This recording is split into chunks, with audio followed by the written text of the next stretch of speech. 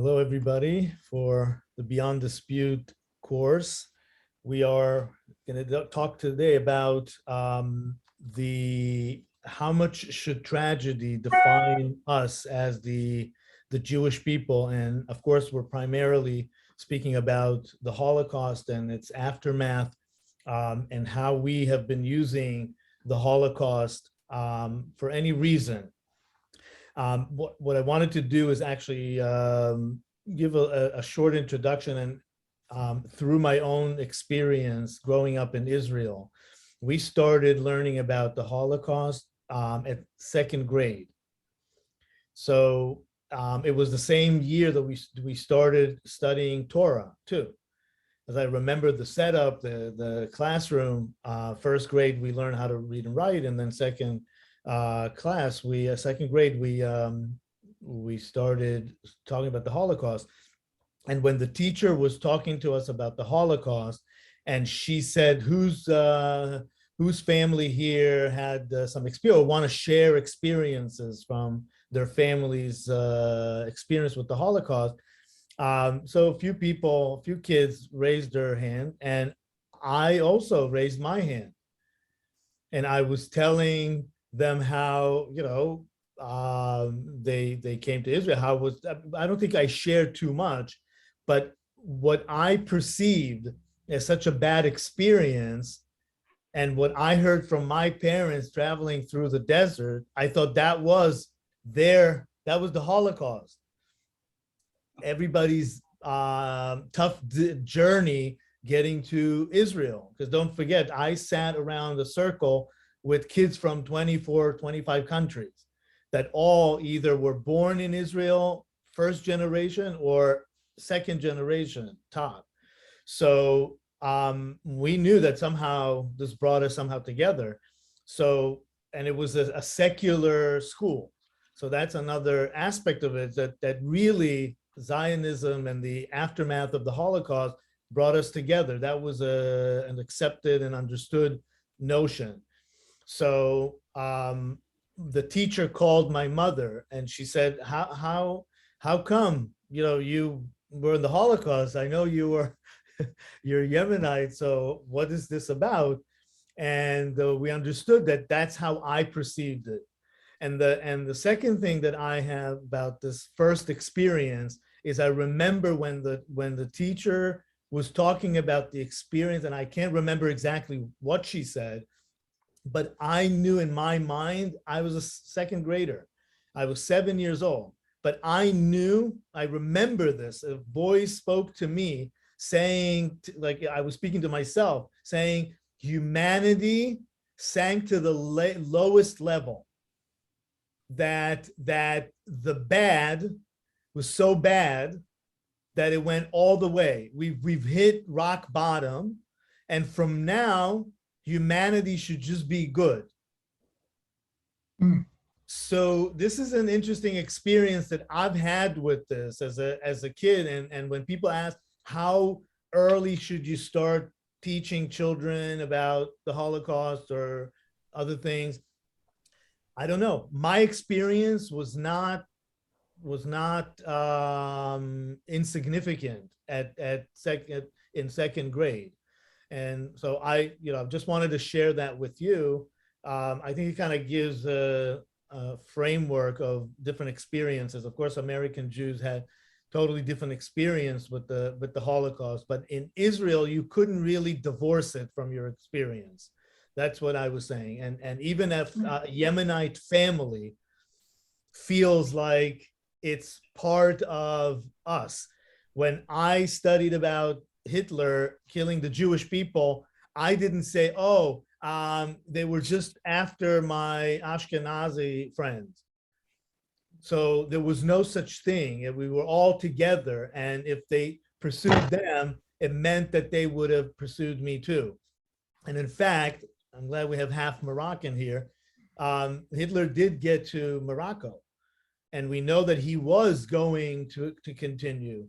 He wanted to get, I don't know for sure, but I think if he could, he would have gotten to Israel, so that's my experience, and I think it's kind of the framework. And now today we'll concentrate on the American experience of the Holocaust and how we approach it. So I would suggest we start with the video, and we can continue from there. Interesting.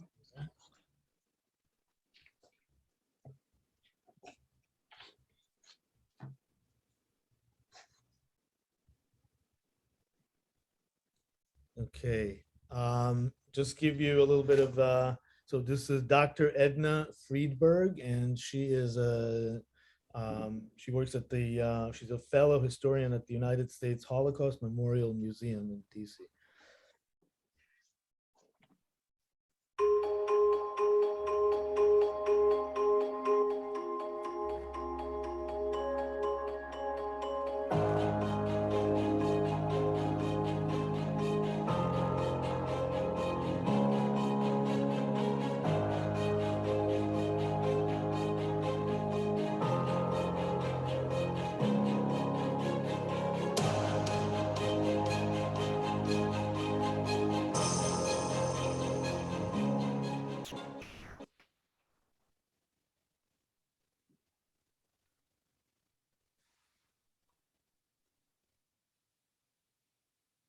I am a Jewish historian, and that is a deliberately ambiguous label.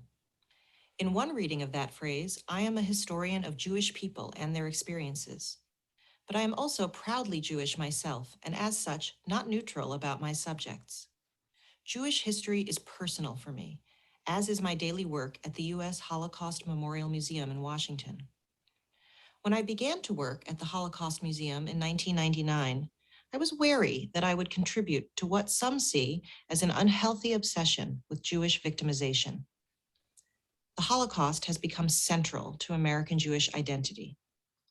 Over the past several decades, many people have expressed concern about this centrality, which they see as an overemphasis on Holocaust memory in our communal life today. So, does the Holocaust play too large a role? Does it use up too much energy, attention, money? The goal of this session is to provoke reflection on the canonization of Holocaust memory in American Jewish life and what uses that memory serves. American Jewish leaders and scholars have been debating this issue since the late 1970s.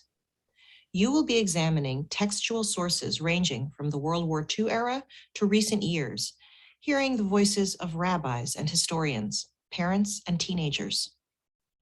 For context, let's first take a look in broad brushstrokes at the ways American Jews relate to and treat the memory of the Holocaust.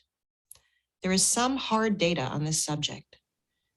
In a 2013 Pew Research survey of Jews in the United States, a striking 73% of respondents said that remembering the Holocaust was essential to being Jewish.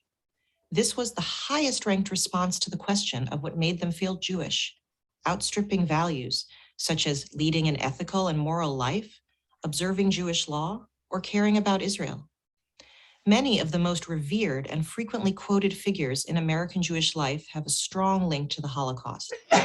Elie Wiesel and Anne Frank, Chana Senesh, and Menachem Mendel Schneerson, the late Lubavitcher Rebbe.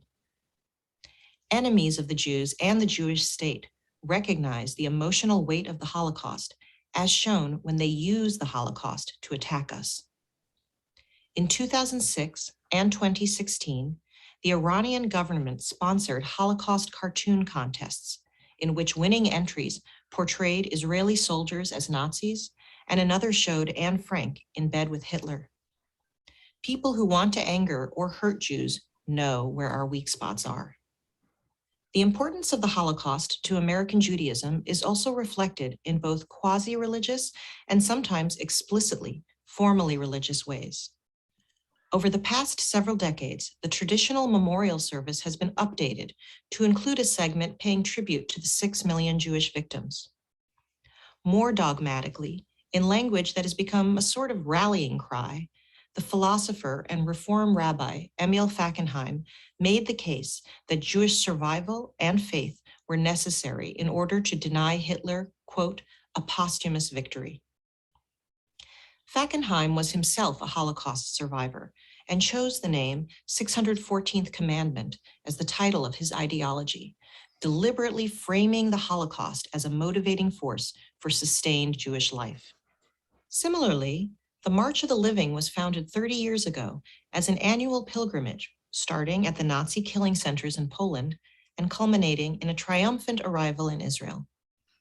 According to its website, the program uses the backdrop of the Holocaust to, and I quote, strengthen Jewish identity, connections to Israel, and build a community of future Jewish leaders, end quote. To date, over 250,000 teens and adults have participated in the March of the Living, a program that has proven effective and deeply meaningful to many. The March of the Living is in line with Fackenheim's admonition to be vigilant Jews, lest the goals of the Nazis be fulfilled decades later through assimilation or other gradual forces. And this approach is typical of the way many American Jews relate to the Holocaust, as individuals and in group settings like classrooms, summer camps, and synagogues. When I was a teenager in the 1980s, it was commonplace for a bar or bat mitzvah child to be paired with a boy or girl who was murdered during the Holocaust. In subsequent years, I've attended many B'nai Mitzvah, where the Torah reading was demonstratively made using a scroll salvaged from a destroyed European Jewish community. I have sometimes felt ill at ease with such direct linkages. Yes, I am aware that this discomfort may sound surprising given my career choice. Furthermore, I am the daughter of a Holocaust survivor, and I consider remembrance in perpetuity to be a moral imperative. But should it be a feature of a Jewish milestone based on religious learning and celebrating a maturing young person? Should we choose a trauma of unprecedented proportions to be the preeminent thing that defines or unites us as American Jews? Or should we focus instead on inspiring stories from the state of Israel, or on the rich Jewish textual tradition, or on Jews as creators, as artists, scientists, or philosophers over the millennia? And what about God and our place as a covenantal people? Is it healthy or even sustainable to define ourselves primarily in terms of a legacy of victimization? Now, not everyone believes that this centrality is healthy or proportional. Since the late 1960s, sociologists have referred to the concept of civil religion, shared values that transcend ethnicity to offer broader social cohesion. There are many such holidays and values in American society. The generosity celebrated at Thanksgiving, for example, the celebration of individual merit and hard work triumphing over modest beginnings. For many Jews and the organizations they support, the Holocaust has become one of the pillars of our civil religion, a way to keep history alive and spur new generations to act in Jewish ways. Jacob Neusner, the eminent Jewish studies scholar, was among the earliest and most emphatic of the critics of the American-Jewish relationship with the Holocaust. Neusner argued that an emotional connection to the Holocaust and the state of Israel had come to supplant a more substantive and positive sense of Jewishness based on faith and learning. Similarly, the literary scholar Robert Alter has called the American Jewish focus on the Holocaust the epidemic excess of a necessity.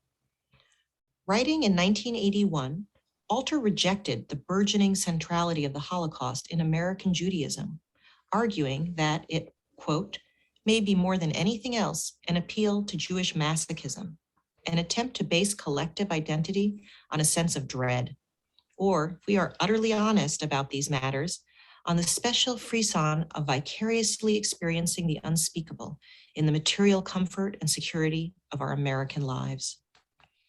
Alter's provocative remark about the sense of thrill of some kind of claim of proximity to the horrors of the Holocaust rings true to me.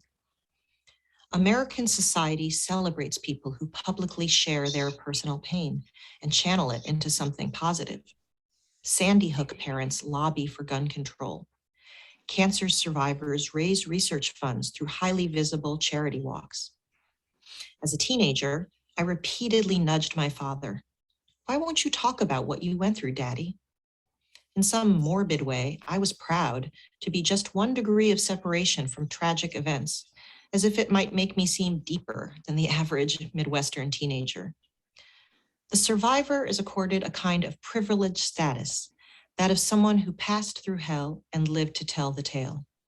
Many times I have heard young people being reminded that they are the last generation to know survivors personally, that they will take on the burden of witness once the last survivors die. This passing of the generational torch makes it even more tempting to treat Holocaust history with religious reverence, instead of as a real historical event in a longer chain of Jewish history. By extension, when anti-Semitism seems resurgent, or at the least more visible in the United States, most notably on college campuses or at the neo-Nazi march in Charlottesville, Virginia in 2017, it almost feels like a nightmarish wish fulfillment on the part of anxious American Jews. See, we told you we were right to remain on guard. But do Jews need anti-Semitism to unify or galvanize them? If this characterization makes you uncomfortable or seems unfair, I think all of us would agree that the Holocaust is invoked and analogized in service of politics today by both Jews and non-Jews. For American Jews, the Holocaust gives impetus to speak up against injustice on domestic issues like civil rights and policing, or foreign policy ones like refugees and military interventions. It also grants Jews credibility as an oppressed people who can empathize with the persecuted. Memorializing those murdered by the Nazis and their collaborators as martyrs also transforms their deaths into a sacrifice with meaning, one that can be embraced by other people of religious faith beyond the Jews. The paradox of the dominant American Jewish approach to the Holocaust is that it is both the vehicle to define our distinct identity, our separateness, and it simultaneously works to draw us closer to the non-Jewish majority. The legendary Jewish historian Salo Baron criticized what he called the lachrymose view of Jewish history, which stressed persecutions and Jewish suffering in place of a more nuanced understanding of Jewish-Gentile interaction. Are Holocaust education and memorialization different from or consistent with a Jewish tradition that has always made a ritual out of remembering tragedies from the past? How do we achieve balance between painful memory and literacy in Judaism and other Jewish historical events and culture? How does such a framework change Jewish agency in charting our future as a religious nation? I hope that the texts you will study in this session offer an avenue into these difficult and persistent questions. Okay. Any first thoughts about this paradigm of, clearly there's a whole scale here, but do you think that we push the Holocaust too much or we don't push it enough? So who thinks that we're pushing it too much here? Is there any? I definitely don't think we're pushing it too much. When I read about a research study like that, I read it with, I hope, a critical eye, because the next thing down was 69%, which is not so far from 73%, who chose leading an ethical and moral life. And I think, that should be stressed also. And heaven knows today, we're in a quite different place than even, well, this was after Charlottesville, but still we are in a different place. And I think it's part of all of us. Maybe it won't be. I mean, probably definitely won't be, but gosh, shouldn't be forgotten at all. That's my immediate response. Mm-hmm. So, the way that we frame the text is to look at a few important ideas that come from the Holocaust experience, is the Jewish identity, how it really strengthens or not the Jewish identity. what was the ritual response to tragedy in Jewish liturgy and in studying. And of course, one of the most important thing is the social action that, the never again, the tikkun olam. So I would say there are like three major reactions to the Holocaust experience. I'll share the text now, and we can go over the sources. But I think before you do that, I think aside from those very public responses, I think within families and small communities, there are personal responses that have far greater impact on an individual. Yeah, I mean, I grew up, we didn't buy German products. No. I mean, something as simple and obvious as that. So I was always, aware of the Holocaust with chunks of family that just disappeared. So, it wasn't the community response that had an enormous impact on me. It was the family, the nuclear family response. Which began with my grandmother's stories of her parents hiding her in garbage pails from the Cossacks. Yeah, I very much agree with that. My father fought World War II at the dinner table every night. And he never throughout his life would buy anything German ever. I mean, it was like, you didn't even use the German language. He came from a home which there was German spoken in his home as a child. I thought that I couldn't believe that this man Hitler, and after all, I was born in 1933, so I was, in my late early teens, maybe late 9, 10, 11, 12 years old. I thought, how could a man, he was hurting children. I thought if only I could go and talk to him, I could convince him that it was really a terrible thing to hurt children, to kill. So I think you're absolutely right, Judy, and it matters a great deal. When my kids were little, I went and got individual passports for each one of them separately. And where did that come from? The Holocaust, because if you had a child on your passport, it complicated the exodus. That's interesting. So Portuguese. Mishigas that becomes part and parcel of your everyday life that you don't even notice it. Yeah. I just want to add something that, the obvious, given the war that's going on in the Ukraine. Right. And every night when I watch this, I say, this is Hitler reincarnated. Okay, they're not all Jewish, but it's a crime against humanity. And it's so much like Hitler. It's unbelievable. So why should we forget it? I mean, even remembering it, this has happened. Mm-hmm. Yeah, so just one other thing, Rabbi.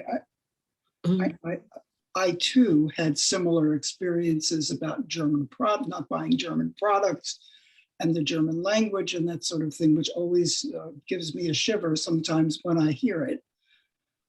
But I do think that it is an error to tie Judaism solely to the Holocaust, because the last of the survivors, we are at the last. And then if we tie to the Holocaust and there are no survivors to confirm the stories, then where is Judaism? There has to be other elements that support the Jewish religion and not just the Holocaust, which will become a more and more distant memory when there is no one to confirm it. And I really do think that the thinking has to be reorganized to different ties. So I would say this is a great point, Sarah, because actually when we're talking about how Judaism responded to it in terms of education or liturgy, so we always see that we combine the in a sense the atrocity or whatever tragedy we had with some sort of sense of, if not victory, but redemption. So, for example, we call the Holocaust Memorial Day, the Holocaust Memorial, at least in Hebrew, Shoah Gvura, to that there was also those rebellion Jews. Also, we can't forget them.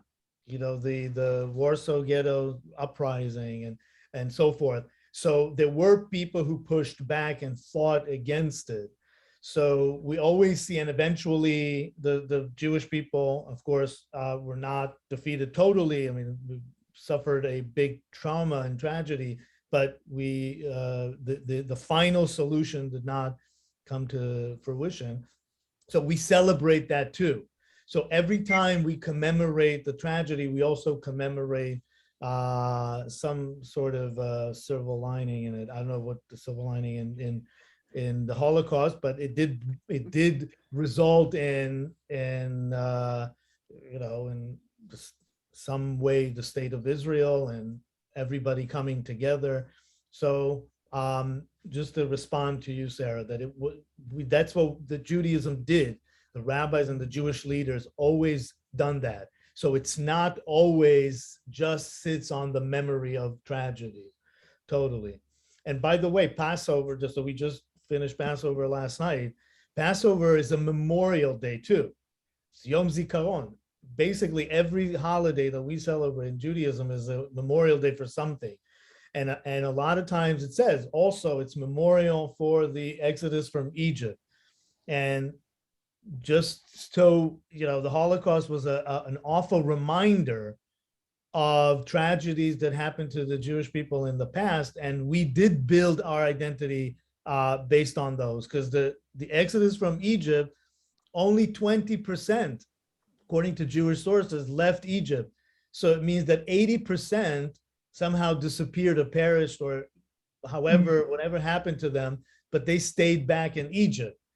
So we keep remembering this. So today, nobody would say, oh, let's not celebrate Holocaust Memorial Day or don't commemorate that. Nobody would in their right mind.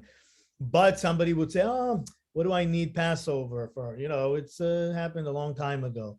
But it's the same event, Purim, Passover. These are all the same events. And, so the fact that the part of the memory is already embedded in Jewish identity and practice, that's definitely already there, but then there's the other side. Okay, we can look at the sources, and please feel free to comment as we go. But the first source by Emil Feckenheim, the 614th commandment. What do you think about that? His idea.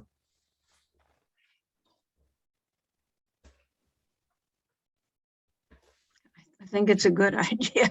Maybe we'll read it. Yes, I didn't want to read it, but it's a short source. Anne, do you want to read it? We are first commanded to survive as Jews, lest the Jewish people perish. We are commanded, secondly, to remember in our very guts and bones the martyrs of the Holocaust, lest their memory perish. We are forbidden, thirdly, to deny or despair of God, however much we may have to contend with him or with belief in him, lest Judaism perish. We are forbidden, finally, to despair of the world as the place which is to become the kingdom of God, lest we help make it a meaningless place in which God is dead or irrelevant and everything is permitted. To abandon any of these imperatives in response to Hitler's victory at Auschwitz would be to hand him yet another posthumous victory. Mm-hmm. So, of course, we're in that the scale of reaction to the Holocaust, this is definitely a kind of a pushback on the will to eradicate the Jewish people. So now let's live our life as we are, not let Hitler win. One way of looking at it, for sure, and definitely an aspect. Okay. I would say that if we look at the Passover example, we do say that the Jewish mission is to constantly leave Egypt. So in a sense, it does connect to this idea that we're not going to let Hitler ever win. Any more? But I don't think that's all he's saying. I think he's saying, Jewish values are embedded in what he's saying here also, as you are pointing out.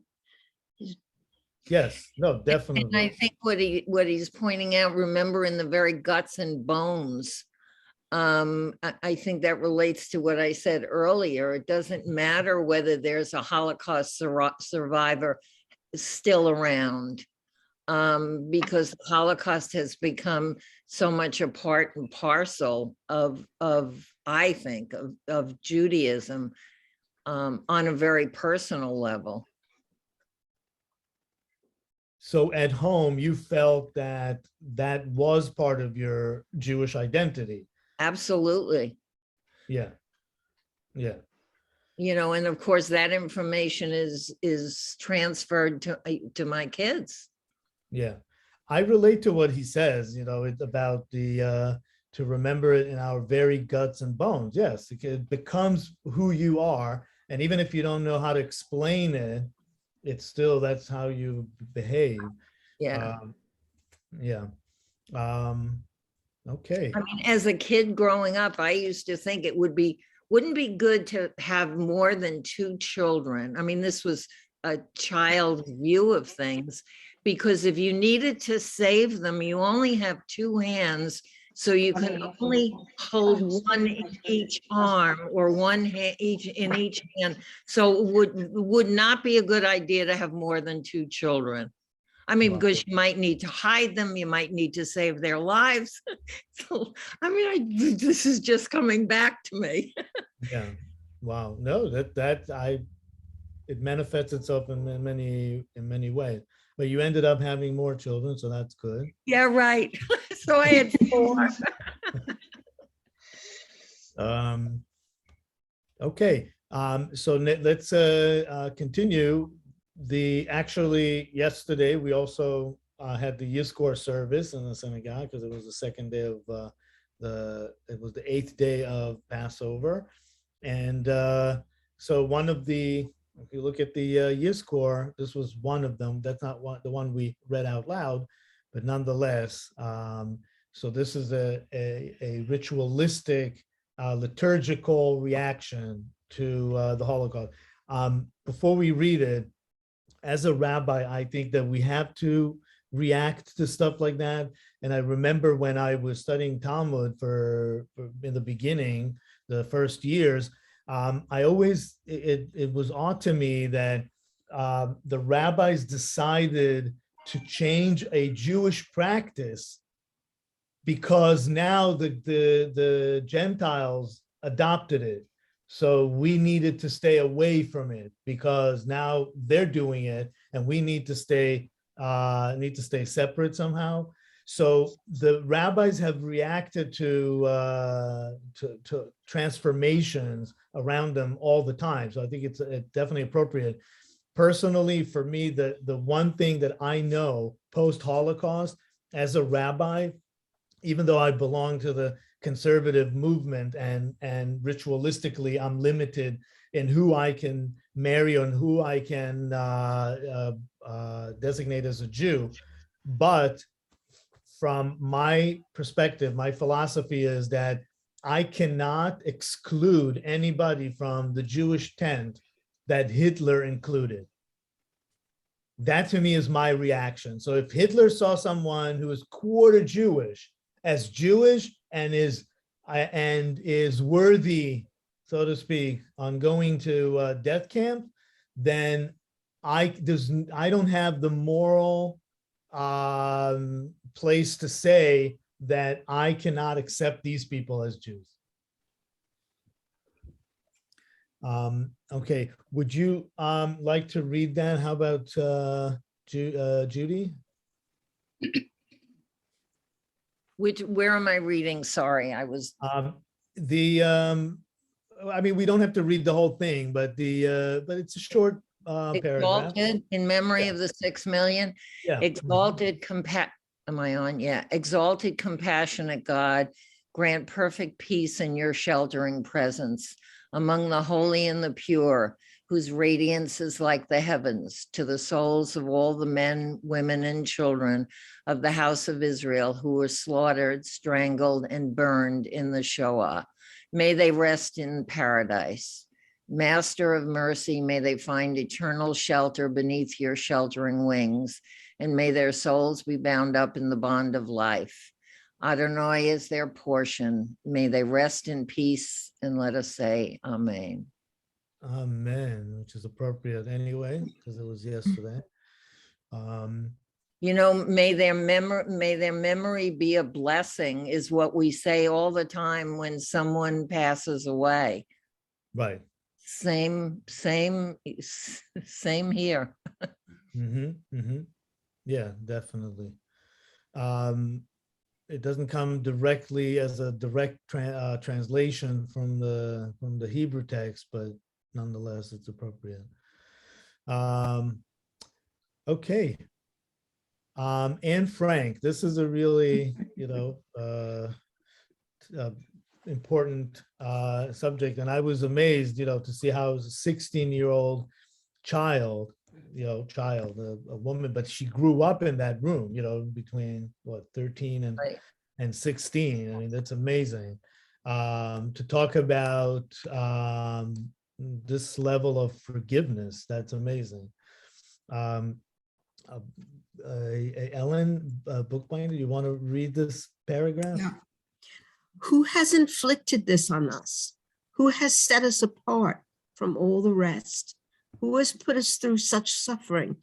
It's God who made us the way we are, but it's also God who will lift us up again. In the eyes of the world, we're doomed. If the suffering are still left, Jewish people will be held up as an example. Who knows, maybe our religion will teach the world and all the people in it about goodness, and that's the reason, the only reason we have to suffer. We can never be just Dutch or just English or whatever. We will always be Jews as well. And we'll have to keep on being Jews, but then we'll want to be. Be brave. Let's remember our duty and perform it without complaint. There will be a way out. God has never deserted our people. Through the ages, Jews have had to suffer, but through the ages, they've gone on living, and the centuries of suffering have only made them stronger. Yeah, incredible, incredible. I mean, Wow. She really hit it, right? She really hit it right on. Really amazing. So what are your feelings about this, Ellen? No, I think that, this is brilliant for a teenager. And I think that she really got it right. But I think that we have to remember the Holocaust and acknowledge it like the way we did yesterday at Yizkor. And I remember, well, I'll tell you, when I grew up, I don't think they taught it in school. So all of it came from my family because they weren't luckily in the camps, but it was always came up. So it was, and I always felt like, oh gosh, we're just like a generation away. It could have happened to us. Mm-hmm. So I always felt it was very important. And, especially now we're seeing another Hitler, and, it's just like reliving the past. I can't believe it. But I think this is brilliant what she said, and it really makes a lot of sense to me.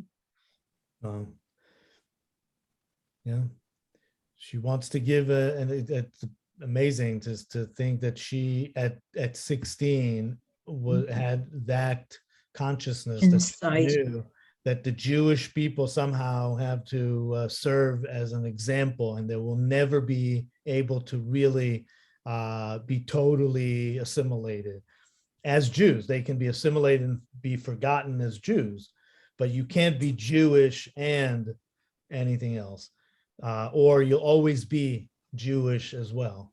So amazing. But we have to kind of forgive the world to survive and not to react in the same way.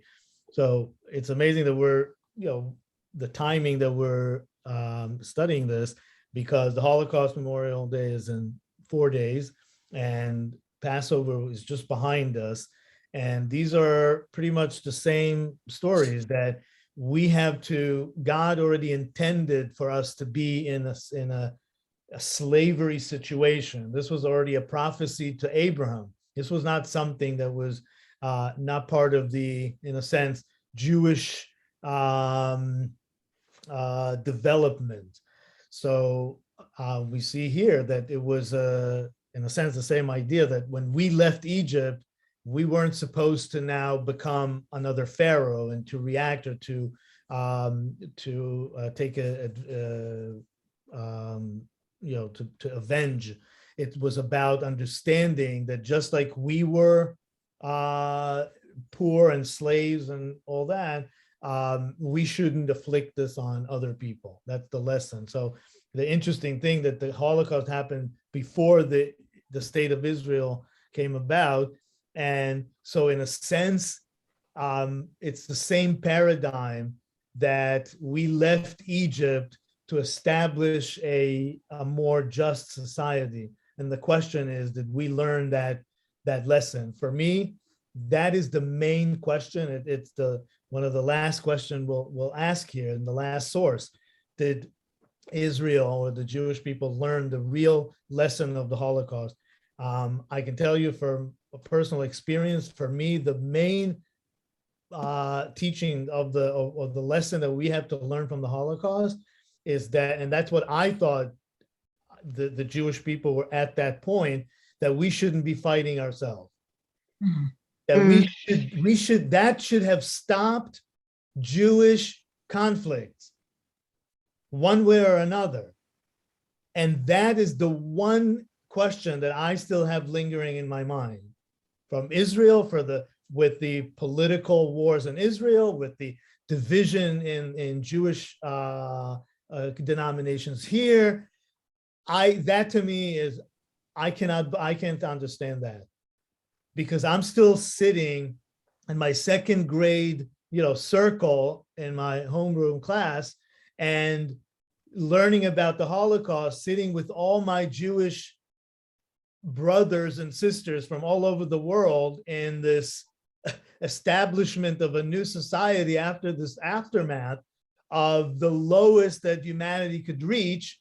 And my psyche told me, whoever is here in Israel or in the Jewish people, we're one now. We have to be just like before Mount Sinai, one. We cannot, and all my life, I have to say, what frustrated me the most is not the conflict with the Palestinians. It was very frustrating and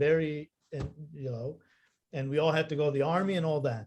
But the real conflict that really bothered me more than that, and part of it, that was part of the reason that I needed to kind of take a step away from that and unpack this experience and come to New York, was because of the internal conflict. And it was 6 months before Rabin was shot. So for me, that was a turning point in real understanding that we have not learned yet the most important lesson that the Jewish people should learn from the Holocaust. The problem for me, and I agree with everything that Ellen had to say, though, is how Anne Frank is often used today. It sort of is somewhat of a, I don't want to say Pollyanna-ish view of things, but it is to some extent, and it sort of doesn't hit the hard parts, really. It's kind of a rosy view of things, and not always used to to our advantage is not quite what I want to say, but in that direction.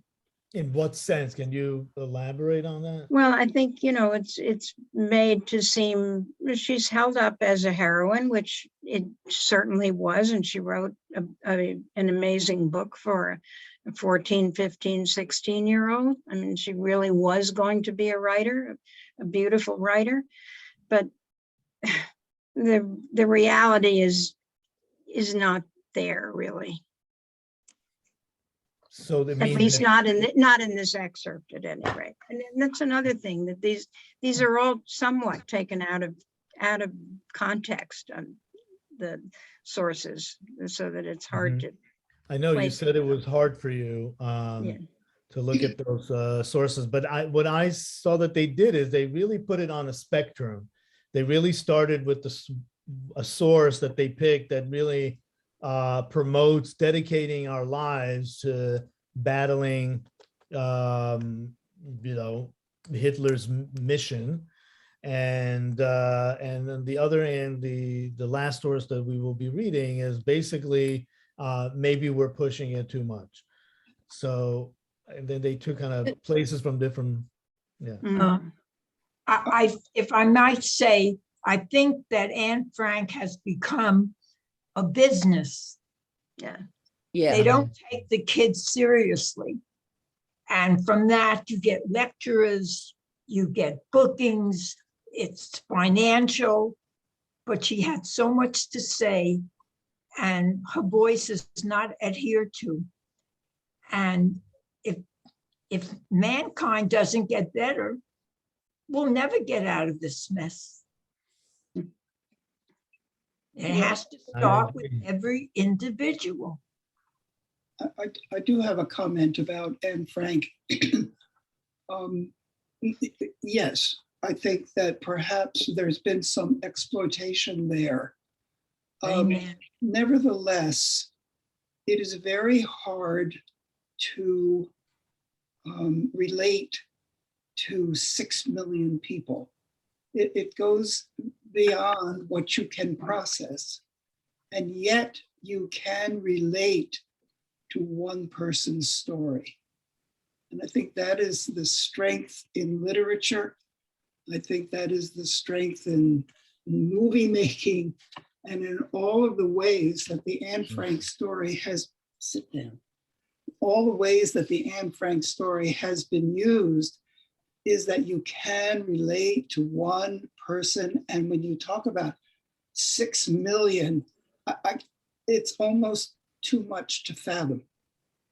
So I think that the individual story is its strength. So when we say every person should see themselves as they left Egypt, is to make it personal. So you're saying from a writer's perspective, it's also effective this way, because it really brings you to a place that you cannot access when you talk about a whole people. I would really, and I don't mean to put you on the spot, Noga, but I'm really dying to hear, but I am anyway. You can tell me, just go away, and I don't want to say anything. But you're the only, we're a bunch of gray-haired people here. You're the only young person. And I would really love to hear your thoughts on this, on whatever you want to say. I'm sorry to do this, but I feel okay about it because you sent me a chat.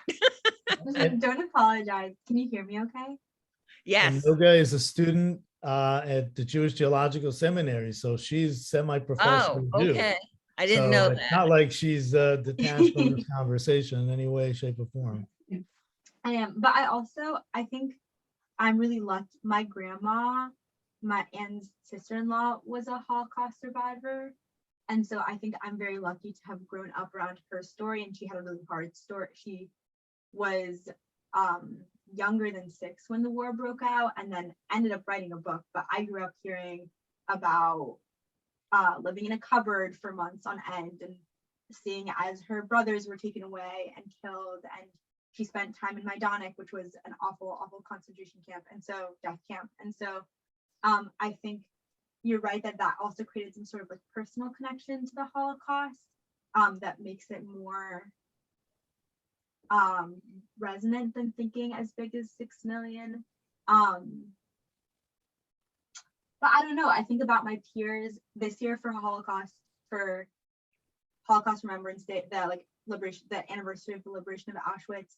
I got for a lot of my friends a copy of my grandma's book, especially friends who aren't Jewish or friends who are international students. And I was talking to a friend from Pakistan who had never learned about the Holocaust before.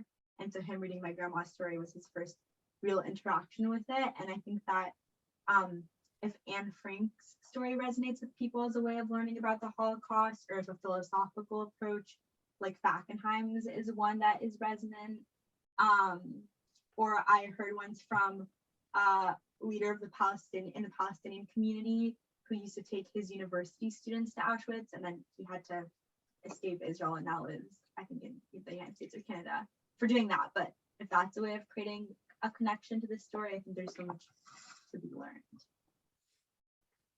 Did you grow up in Israel or here? I grew up in California. You grew up in California? Mm-hmm. Yeah.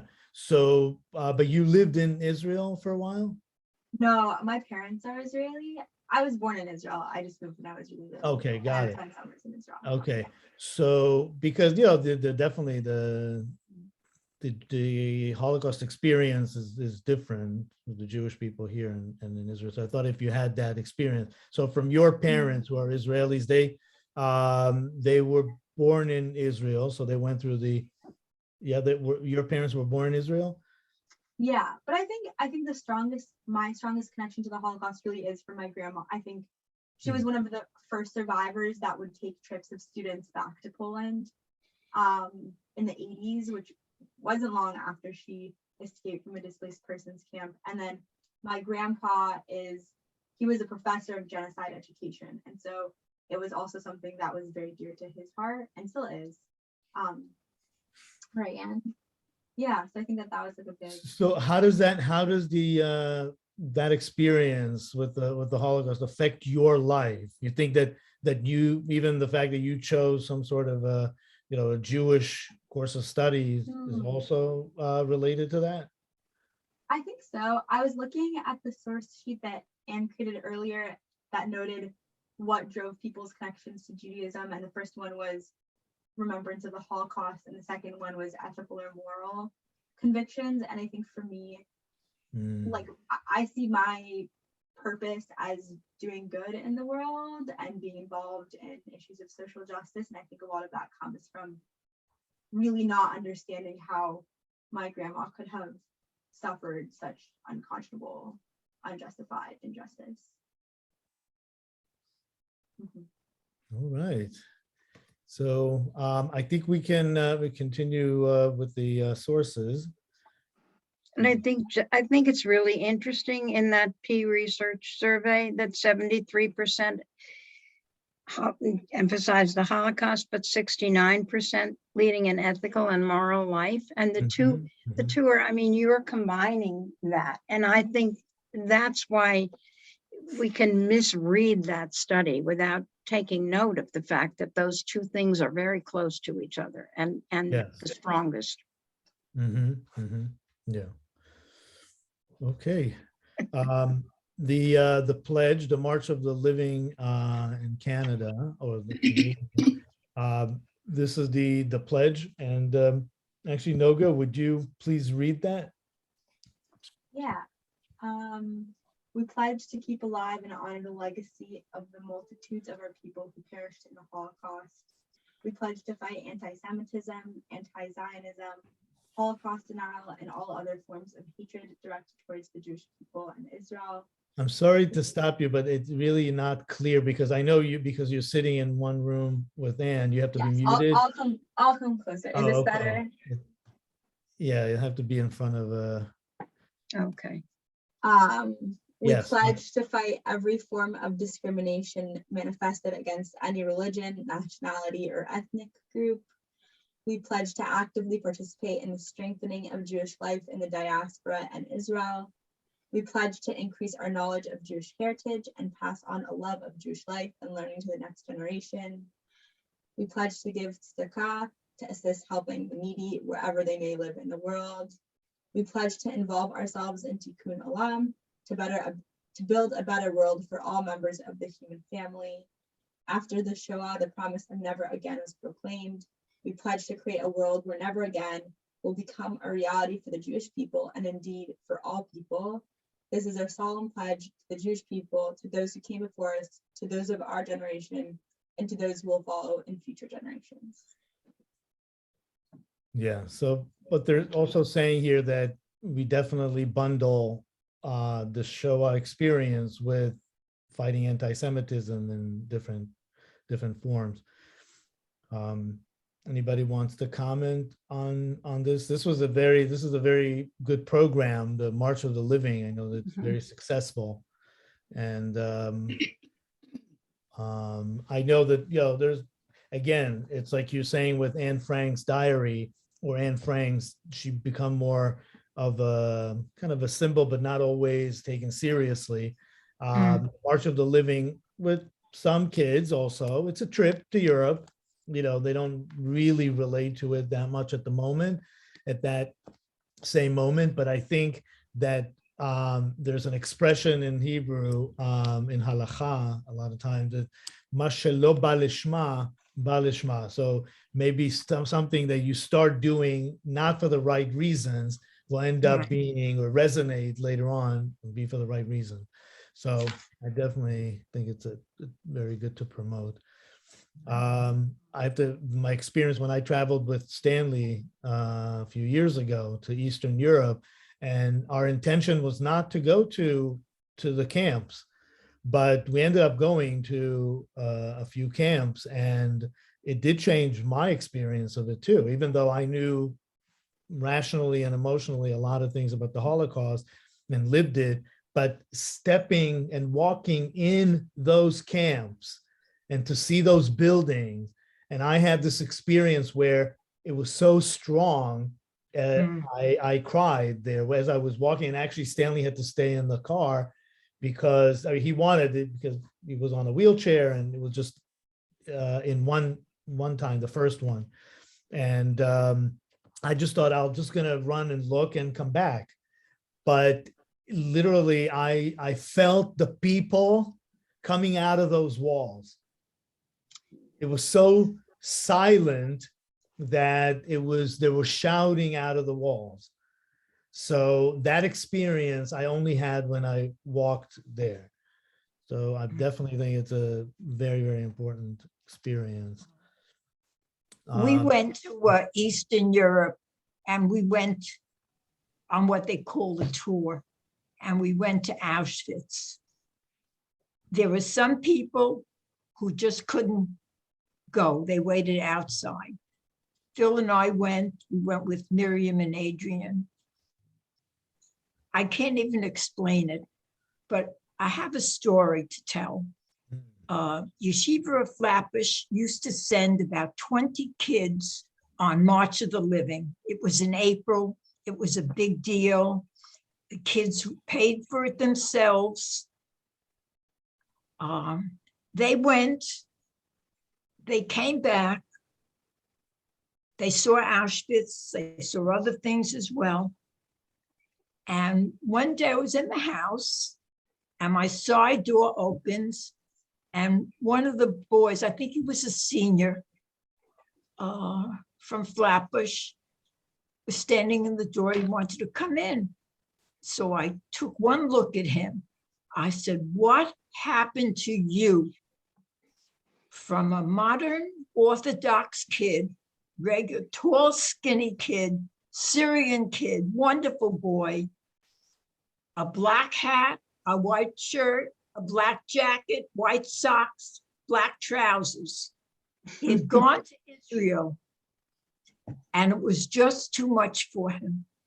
Wow. And he just became like Hasidic on the spot. Wow. But that was only one. I mean, I was there 30 years. So that's the only story I can tell you about that. But Wow. that's the effect it had on him. Mm-hmm. That's how bad. So It's just, you can't imagine what it is until you experience it. It's like Mhm. having a baby. If you don't have a baby and someone else does, you can't imagine, or a toothache or a headache. If it's not you, it doesn't begin to tell the story. Doesn't begin. And our family perished, many of them. Mhm, mhm. So, Yeah. I mean, what can I do about it? I have to be a better person. I have to work Yeah, on myself. that seems to be the kind of the equation. Work on myself. So I can't th- work on there was anyone a- else. The Holocaust experience. So what do we do with now? Never again means that we have to now live good and ethical life. Right. But people forget when bad things happen to them. You don't remember. And there's a reason you don't remember. God doesn't let you remember, or you wouldn't do it again. And actually, there's a source here. So that talks about forgetting, which is and in Jewish sources, it's viewed as one of God's compassionate sides to give us the forgetfulness Right. that we Even do. We Eli don't carry everything on. Yeah, our Eli shoulders. Wiesel does the same thing because he went through it when he was a little kid too. He says you have to forgive and forget and get on with your life and be a better person. That's what his writings all say. No matter how. Well, I don't know about forgetting. You definitely may be saying move Well, on. but not to take it out of your mind because you Yeah. can't if you've experienced it.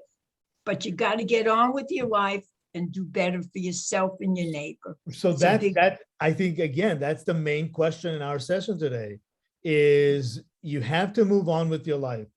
I think that's a given, right? The question is how burdensome do you want to see your previous experiences and how much are you going to carry when you move forward and to what degree? You definitely, I think that's a given too. Yeah, But it's Judy? not just previous experience, it's current. I mean, anti-Semitism is alive and well. Exactly. And that's the main argument. It's not about forgiving and moving forward. We would be happy to do that if the world said, okay, we're done with it. We're not going to do it again. But because it occurs and reoccurs, then we have to somehow take those experiences and be on guard for future. So that combination is of course, is the big question here. What is the right combination of the two? Yes. So this is actually a good source number 5. It talks about the day schools and to what degree they look at Holocaust education. So how about Elaine, since you were All right. last? Okay, Rabbi. Few subjects are as critical to a Jewish school education as the Holocaust. Only with a meaningful Holocaust education can we be certain that memory of the Holocaust is kept alive for future generations. Only with a meaningful Holocaust education can Jewish students be armed with the information necessary to combat Holocaust revisionism, denial, anti-Semitism, and the oftentimes intended anti-Zionism.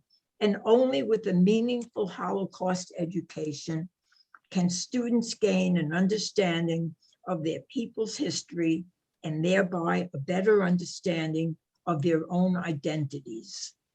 Whether in middle or secondary Jewish school, the Holocaust falls largely within the province of Jewish studies departments. For teachers in Jewish day schools, the single most important rationale for teaching the Holocaust is the importance of the topic in terms of Jewish identity and Jewish history. Jewish memory associated with the Holocaust means memory, not just of individuals who perished, but a way of life that also perished. The Holocaust serves to remind students about the world that once was and the world from whence they came, their Jewish identity and roots.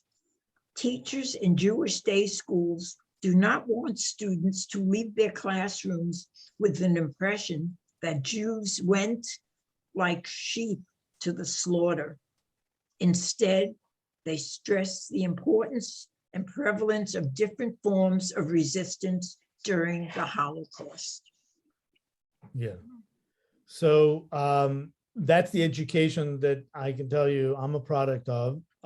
Definitely not just seeing the one side of the defeat, but that there was bravery within it, and even, you know, splitting a piece of bread with someone who was hungry in the camp.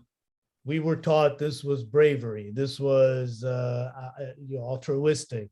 So it wasn't just the uprising, the military or the by force, but it really the little things inside in interactions with people were looked at bravery.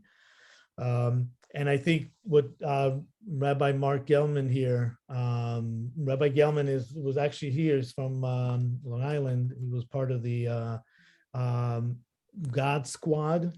Yeah. Oh, yeah. Is Yeah, to watch so- him, right? And now he's so the priest that he was doing it with passed away. And he's, He was a rabbi in a synagogue on Long Island. Yes. Yeah, Oh, I know, I met him. yeah. So for many years when He Father and was I a real started, God Squad guy. yeah. So so that's what he's saying. I think I like what he's saying here. Maybe I'll just read it. I don't like the way the Holocaust is used to try to strengthen Jewish identity. The Jewish theologian Emil Feckenheim once suggested that in addition to the 613 commandments given by God to the Jewish people, a 614th commandment ought to be added: do not grant Hitler any posthumous victories. Despite that idea, I am Jewish because my mother is Jewish, and more importantly, because I believe Judaism is loving, just, joyous, helpful, and true. I am not Jewish, and I did not teach my children or my students to be Jewish just to spite Hitler. I think that's So- a bit simplistic. It's a bit simplistic. I agree with you, because there's always one aspect that we'll always think of the Hitler. We're never going to be able to erase his name from our collective memory ever. But on the other hand, to live just to spite Hitler, it's a bit harsh. It really definitely, is to give him more. I don't know. It's a tricky place. What do you think about this? I'm just noticing that it's right in the middle of the sources, and we're beginning to make the shift to a less positive view of how we use the Holocaust. Right. And so I'm looking at it from that point of view. I mean, yes, I agree that it's simplistic, but it shouldn't be only one-sided. It shouldn't be, we're not doing this just to spite Hitler, for heaven's sakes, Yes. at all. For myself, I was taught about Judaism before I was taught about the Holocaust. And so essentially, I was a Jew intellectually before I learned about the Holocaust. And in fact, I don't know whether others have had this experience, but I guess just because of my age and where my age falls on the spectrum, but I had 3 of my father's brothers in World War II, and one of them was on the mission to free those in Auschwitz. And he entered the camp to allow those there freedom. And of course, he wrote home to tell all of his brothers the horrors that he had seen. Because my parents, I being quite young at the time, and because my parents were so horrified by what my uncle had written home and what had told the family, that they shielded me, not so much my brother, because my brother was 8 years older than I at the time, but they shielded me from learning about these events. So I didn't really know very much about the Holocaust until I was somewhat older and began reading for myself. So I can't say that I was educated in the Holocaust. So my feeling is maybe others had that experience also, but what was promoted in my family was the fact that we are Jews and what that means to be a Jew and to be a good Jew and to be a good person. And the Holocaust came later. So I don't know how that fits into the scheme of things So here, actually, but that was my experience. Yeah, the next source, that's why we're going to skip the next source, because basically you articulated the next source, number 6. It's number 7, Lisa Kingstone, who said that she did not teach her children first about the Holocaust. She promotes first having a other Jewish experience and identity, and then explain it to them later when they're You go. more mature. So we'll skip that that source. And So Bloom was the source, right? Bloom was Yes, the source. Bloom was the source. Yeah. So I think we'll go to the next source we'll do is source 9 with Jacob Neusner. He's I think this is a summary, a very good summary of this both. It's called a reflection on Gola. Gola is diaspora, Shoah, and Torah. Let's see who can. About Sarah. Okay, source 9. Holocaust and redemption theology is easy and appeals to people with no access to Jewish piety, learning, tradition. So they organized their ghoulish trips to Auschwitz and Jerusalem and make the memory of dead people into an instrument for the guilt and coercion of the living, and represent Judaism as a religion for cemeteries and battlefields. Judaism, a religion of the present and the future, affirms life and looks not to Auschwitz, but to Sinai. But the Judaism of Sinai has not been heard from much these days, and the life-giving symbols and signs of Torah have been obscured by clouds of death and hot air. Hitler is presented as a negative symbol rather than Moses as a positive one. So we are told we should be Jewish, not because God has called us into being, but in order to spite Hitler. A more spurious argument has never been put forth into the stage of Judaic thought, but many were served ignoramuses pretending to be learned, fundraisers seeking easy access to emotions, but too, people of good intention who had no clear notion of what they had to do to achieve their good intention, to be Jewish again. If there is anything pernicious in the Holocaust and redemption theory of Jewish existence, it is that it leaves the ordinary folk with no worthwhile tasks.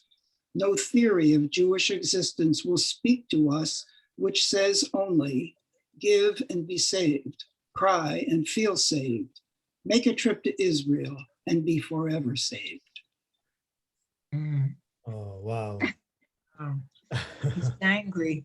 It's pretty cynical, yeah. Yeah, yeah. And it's all out there.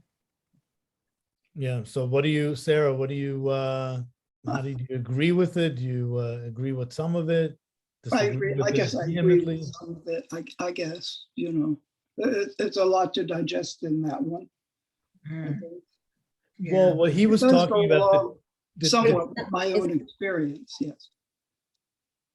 yeah, the It's not- Sinai, I'm sorry. It's the- not the- either- Mhm. Go ahead, Sorry. Judy.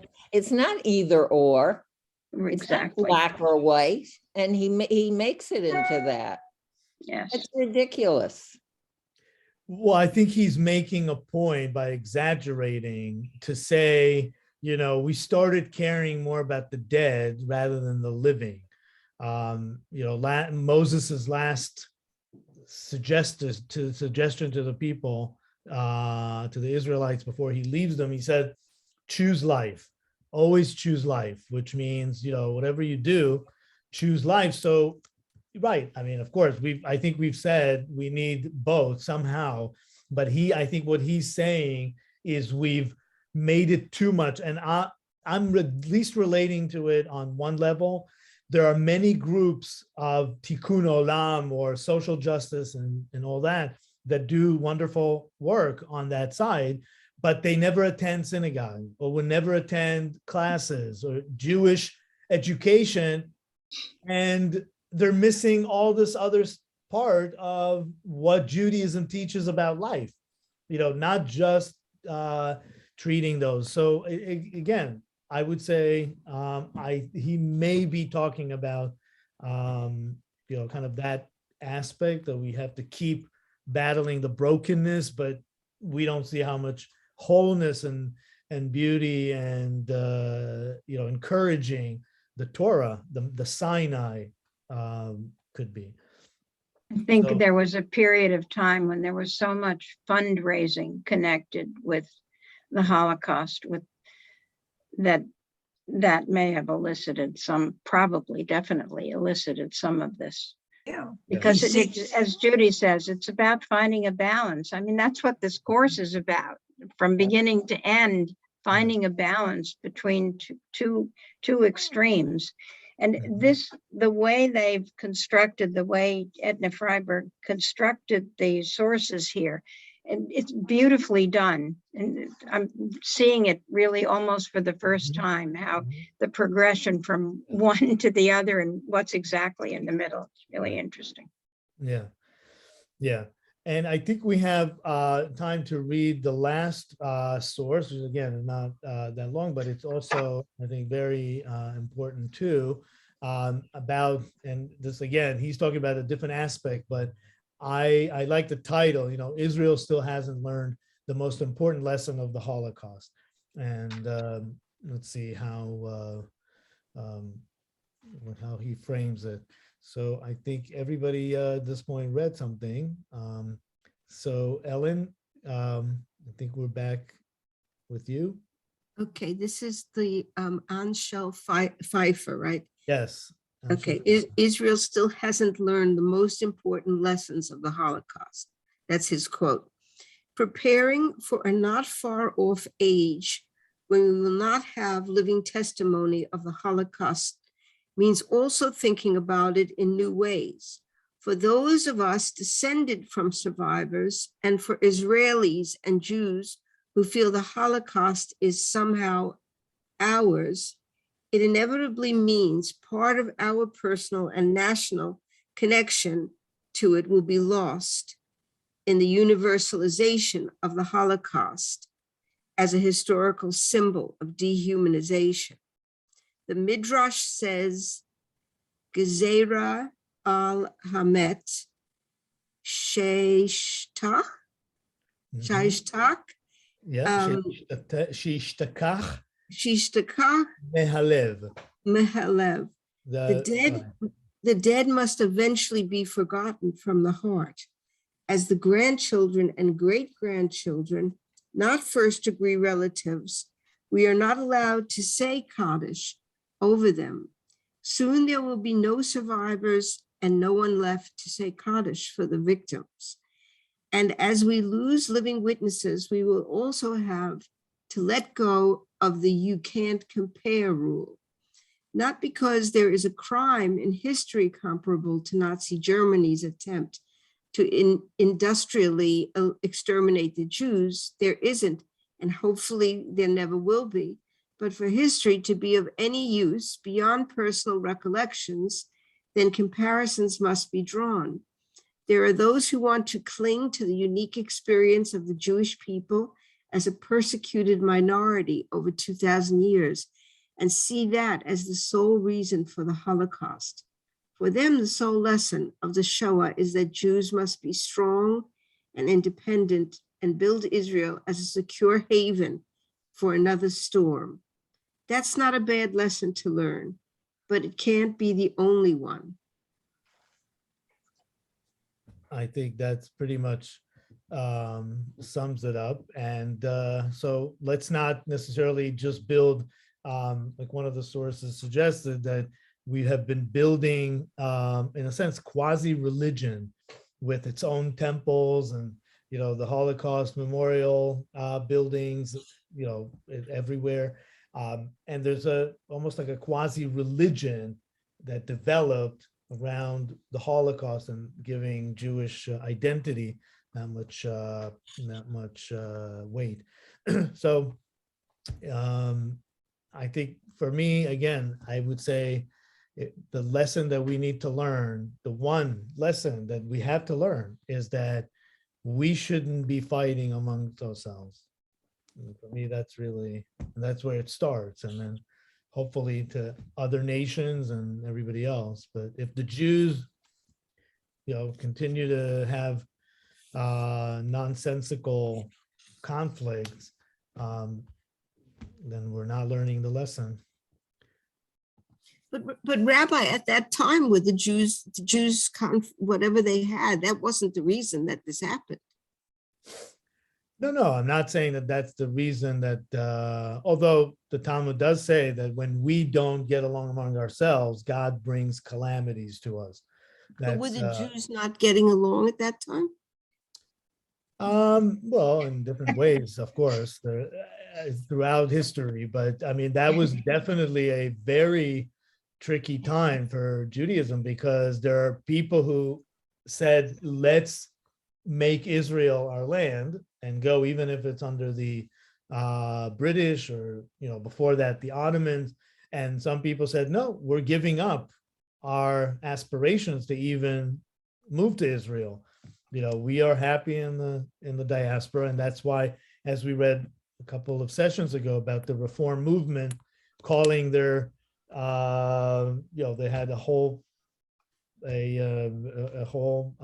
definition of why they're not aspiring to move to Israel and building a third temple and so forth. And they started calling their synagogues in the diaspora temples, to basically make that point that they're not aspiring. So definitely that was the main issue on the table, Zionism. So it was before the Holocaust, of course, and that was the backdrop to all that internal conflict. And there were the religious Jews and the secular Jews. I mean, definitely with very very deep disagreements in the Jewish people. But it has nothing to do with the Holocaust. No, I'm not saying that was the reason, but I'm saying that if we don't learn that, Right. as much as we think we want to hate each other, there are people who hate us so much more, that, let's take that into perspective. So I don't want to end on this note, because I feel like Well, you said choose life. We're choosing life. choose life, Yeah. definitely have that in your memory. But I'm very glad that we're doing the Yellow Candle Project. I mhm. think it's really important for us. That I think we as a synagogue have a very balanced approach, and at the same, and that so many of us, I think we had a very good discussion today. Really good. It's nice when there's a smaller number of people, actually, because we all get a chance to talk. So, I think we're very balanced in our approach as a shul. Can I suggest, when we do the yellow candle lighting on Wednesday night at 7:30, that maybe people who are on in this class would like to say something at the end of the lighting when there's a little bit of a give and take and an exchange that reflects some of the conversation that we had here, I think it might be interesting. So everybody would like to do that, right? Yeah, Oh, it's a great idea. Yeah. Noga, are you going to be there? Noga's leaving in 1 hour. I'm Oh going to my be gosh. bereft. I haven't, we've sort of had nonstop talking for nearly 2 days, which is wonderful for me. Wonderful. And just Yeah. being with her is always Yeah. wonderful for Of me. course, of course. All right, I'll end the recording. Thank you very much, everybody, for participating. Thank you. Thank It you was, for See you know, you it next was Sunday. really nicely framed. Yeah.